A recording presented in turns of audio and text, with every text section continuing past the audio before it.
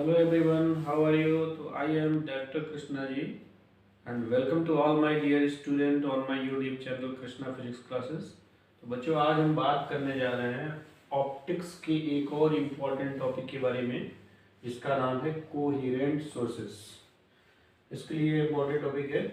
तो इसमें पढ़ना आपको ये है कि कोहेरेंट सोर्सेस क्या है। कोहेरेंट सोर्सेस का मतलब ये होता है कि जिनका फेज डिफरेंस जो होता है, फेज डिफरेंस वो हमेशा यदि कांस्टेंट है तो ऐसे सोर्सेस को कोहेरेंट सोर्सेस कहते हैं। जैसे इसका बहुत अच्छा एग्जांपल है Young double slit experiment.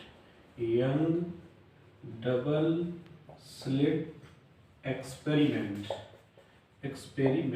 Basically इसमें क्या होता है कि एक सोर्स ऑफ द लाइट होता है, उससे हम लाइट को पास कराते हैं। दो आपके पेन हॉल होते हैं, एक S1 होता है, दूसरा S2 होता है, और यहाँ से रेज जाती है, स्क्रीन पर ऐसे मिलती है इस तरीके से, और दूसरी रेज यहाँ से जाती है, ऐसे स्क्रीन पे मिलती है।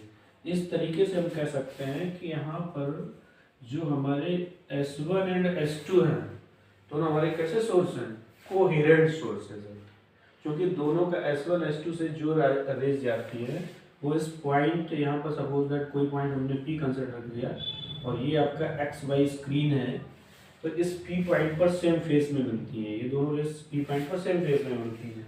इस वजह से हम कह सकते हैं कि S1 और S2 हमारे क्या है, कोहेरेंट सोर्सेज हैं।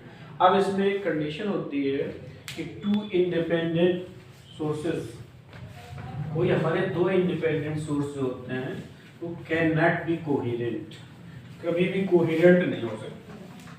तो इसको बच्चों कैसे समझना है, देखिए two independent sources cannot be coherent. To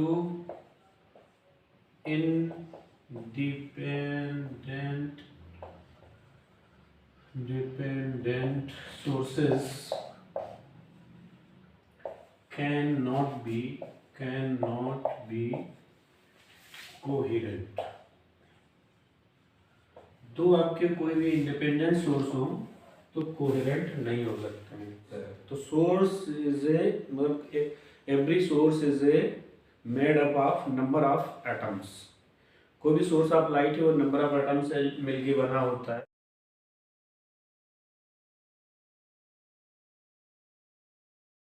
तो इसमें सिंगल एटम की हम बात करते हैं, if we talk about the single atom की। तो लेट अस कंसीडर हमारा कोई भी सिंगल एटम है, ये हमारी ग्राउंड स्टेट है, ये ग्राउंड स्टेट है, और ये होती है एक्साइटेड स्टेट। तो कोई सिंगल एटम की बात करते हैं तो let us consider initially atom is in ground state. तो कोई भी एटम हमारा ग्राउंड स्टेट में होता है, इसको E1 बोलते हैं, इसको E2 बोलते हैं। और व्हेन ए लाइट, अब देखिए when A light is incident on, तो ये तो लोअर एनर्जी स्टेट से हायर एनर्जी स्टेट में चला जाता है, तो ये तो एब्जॉर्प्शन प्रोसेस होता है। लेकिन यहाँ पर हम ये कंसीडर करते हैं कि एटम हमारा कहाँ होता है, ये कंसीडर करते हैं एटम हमारा हायर एनर्जी स्टेट में होता है, ठीक है ना। ये कंसीडर करते हैं कि लोअर एनर्जी स्टेट से चला जाता है जब एनर्जी मिल जाती है, और कहाँ चला जाता है एटम, हायर एनर्जी स्टेट में चला जाता है। तो जब atom can jump from lower energy state to higher energy state by absorbing a photon of energy hν, तो इसके बाद ये एटम क्या करता है, आफ्टर स्टेइंग 10⁻⁻⁸ सेकेंड, तो हायर एनर्जी स्टेट में एटम के रुकने का टाइम जो होता है वो 10⁻⁸ सेकेंड का होता है। तो ये 10⁻⁸ सेकेंड तक रुकता है। इसके बाद ये अपने ग्राउंड स्टेट में आने लगते हैं। तो जब ये ग्राउंड स्टेट में आता है तो क्या करता है, ये कुछ एनर्जी को रिलीज करता है, यहाँ से hν एनर्जी क्या करता है, रिलीज करता है। तो ये सिंगल एटम की बात करते हैं कि एक एटम नीचे से ऊपर गया, 10⁻⁸ सेकेंड तक रुकता है, इसके बाद ये अपनी एनर्जी को इमिशन करता है ना, फॉर्म ऑफ द रेडिएशन के फॉर्म में। तो अब हम यही बात ये नंबर ऑफ एटम्स की करें तो दूसरे एटम के केस में भी एनर्जी रिलीज होगी, तीसरे एटम की केस में भी एनर्जी रिलीज होगी, लेकिन सबके लिए, सभी एटम्स के लिए जो एनर्जी होगी हमारी वो डिफरेंट फ्रीक्वेंसी की होगी, ठीक है ना। इनकोहेरेंट मतलब इससे हमें कौन सी लाइट मिलेगी, इनकोहेरेंट लाइट मिलेगी। इनकोहेरेंट लाइट का मतलब ये होता है कि जिसका फेज डिफरेंस टाइम के रिस्पेक्ट में कांस्टेंट नहीं होता है ना। तो फेज डिफरेंस जो है कांस्टेंट नहीं होता है, तभी कहा जाता है कि दो इंडिपेंडेंट सोर्स जो होते हैं, two independent source cannot be coherent, क्योंकि उनका फेज डिफरेंस कभी भी कांस्टेंट नहीं होता है। तो इस तरीके से ये बच्चों टॉपिक है जो आपको पढ़ना था। अब आगे we will move on the next topic. हम बात करने जा रहे हैं प्रोडक्शन ऑफ कोहेरेंट सोर्सेस कि कोहेरेंट सोर्सेस का प्रोडक्शन कैसे करते हैं। इसमें सबसे पहला एग्जांपल है फ्रेजनल बाइप्रिज्म एक्सपेरिमेंट। तो फ्रेजनल बाइप्रिज्म में क्या होता है, बाइप्रिज्म का मतलब होता है बैक टू बैक दो प्रिज्म को यदि हम ऐड कर दें तो क्या बन जाता है, बाइप्रिज्म बन जाता है। तो यहाँ पर एक हमने बाइप्रिज्म लिया हुआ है और यहाँ पर एक हमारी सोर्स ऑफ द लाइट है, यहाँ से लाइट को हम पास कराते हैं इस प्रिज्म के ऊपर, ठीक है ना। तो जब प्रिज्म के ऊपर लाइट इंसिडेंट अपर पोर्शन पर, जब प्रिज्म के अपर पोर्शन पे लाइट इंसिडेंट होती है तो ये क्या होती है, यहाँ से जाने के बाद यहाँ से रिफ्लेक्ट हो जाती है। सिमिलरली जब लाइट हमारी प्रिज्म के लोअर पोर्शन पर इंसिडेंट होती है तो ये क्या हो जाती है, यहाँ से रिफ्लेक्ट हो जाती है। इस तरीके से हम कह सकते हैं कि जब कोई भी ऑब्जर्वर मान लो यहाँ इस बी पॉइंट से देखता है, तो बी पॉइंट से जब कोई ऑब्जर्वर इसको देखता है तो उसको ऐसा लगता है कि लाइट हमारी S1 सोर्स से आ रही है। यहाँ पर हमने S1 S2 दो सोर्सेज और लिए हैं। तो उसमें है क्या कि जब कोई भी ऑब्जर्वर यहाँ से देखता है तो उसको ऐसा लगता है कि लाइट हमारी S1 सोर्स से आ रही है, जबकि S1 से नहीं आ रही है, सिर्फ S से आ रही है, इस सोर्स S से आ रही है। सिमिलरली क्या होता है, जब कोई कोई ऑब्जर्वर सी पॉइंट से देखता है तो उसको ऐसा लगता है कि लाइट S2 सोर्स से आ रही है, जबकि वास्तव में जो लाइट है वो हमारी S2 से नहीं आ रही है, वो हमारी सोर्स S से आ रही है लाइट, क्योंकि ये लाइट ऐसे इंसिडेंट है और ये रिफ्लेक्ट हो रही है। इस तरीके से हम कह सकते हैं कि S1 and S2 both are the virtual sources in this case. तो ये डिवीजन ऑफ फ्रंट पर डिपेंड करता है फ्रेजनल बाइप्रिज्म। और इसमें क्या होता है, इसका जो सेंटर एंगल होता है 179 डिग्री का होता है ये एंगल, और ये जो दो एंगल होते हैं वो 30-30 मिनट्स के होते हैं, 30-30 मिनट्स ईच के होते हैं। तो इस तरीके से ये फ्रेजनल बाइप्रिज्म एक्सपेरिमेंट, इसको डिटेल में आगे हम लेक्चर में लेंगे।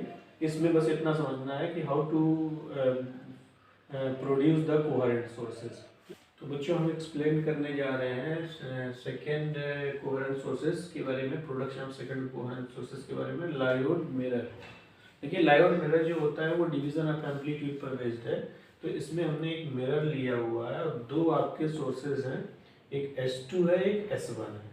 तो यहाँ पर S1 सोर्स को वर्चुअल सोर्सेज कहा गया है, तो वो देखते हैं कैसे कहा गया है। तो सबसे पहले हम क्या करते हैं, S2 सोर्स से, जो हमारा ये S2 सोर्स है, इससे लाइट इंसिडेंट होती है। तो ये देखिए लाइट इस पर इंसिडेंट हुई, यहाँ से इंसिडेंट हुई और इंसिडेंट होने के बाद ये देखिए रिफ्लेक्ट हुई है। इसी तरीके से ये लाइट इस तरीके से, ये लाइट यहाँ से इंसिडेंट हुई, यहाँ से रिफ्लेक्ट हुई है, और ये लाइट ऐसे इंसिडेंट हुई, ऐसे रिफ्लेक्ट हुई है।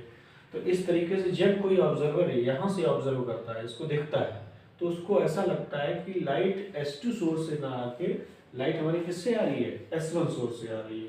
सिमिलरली जब कोई ऑब्जर्वर यहाँ से देखता है, यहाँ से आईपीस से देखता है, तो उसको ऐसा लगता है कि लाइट हमारी जो है यहाँ S2 से ना आकर डायरेक्ट हमारी जो ये लाइट है वो S1 से आ रही है।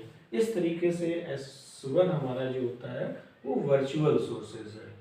चलिए हो गए, आगे हम मूव करेंगे नेक्स्ट। तो बच्चों ये कोहेरेंट सोर्सेज पर एक न्यू और टॉपिक है, इसी में कोहेरेंट सोर्सेज का नया एक और एग्जांपल है जिसका नाम है x young double slit experiment. तो यंग डबल स्लिट एक्सपेरिमेंट में क्या होता है, S is the source of monochromatic light है। यहाँ पर S1 S2 डायग्राम में हमने दो पेन हॉल लिए हैं, ठीक है ना, और एक हमने XY स्क्रीन लिया हुआ है। तो जैसे लाइट हमारी सोर्स से पास होती है तो S1 S2 पर इंसिडेंट होती है, और जब S1 से लाइट जाती है तो S1 से लाइट P पॉइंट पर मिलती है, सिमिलरली S2 से भी लाइट P पॉइंट पर मिलती है।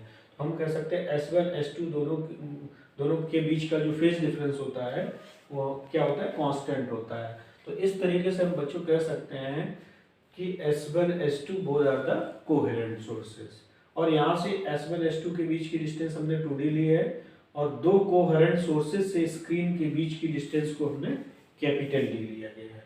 तो इस तरीके से ये हमारा जो एग्जांपल है यंग डबल स्लिट एक्सपेरिमेंट, ये डिवीजन ऑफ वेवफ्रंट पर डिपेंड होता है। चलिए अब हम आगे बात करेंगे न्यू टॉपिक के नेक्स्ट वीडियो लेक्चर में। Okay, thank you to all.